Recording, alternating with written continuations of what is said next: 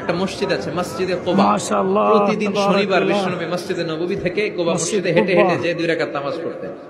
কেউ যদি অজু করে, ঘর থেকে অজু করে যে কুবার মসজিদে নামাজ পড়ে, তার আমল নামে আল্লাহ একটা কবুল উমরা হজের সওয়াব দিয়ে দিবে। এজন্য দেখবেন প্রতি শনিবারে কুবা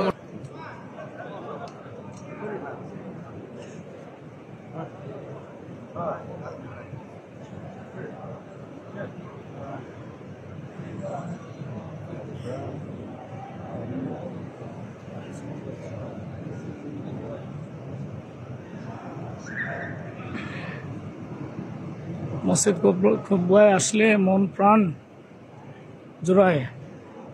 আর যে মসজিদে 2 রাকাত সুন্নত অথবা নফল নামাজ পড়লে আল্লাহ এক উমরা হজের সওয়াব, মকবুল উমরা হজের সওয়াব লিখে দেন। সুবহানাল্লাহ, সুবহানাল্লাহ।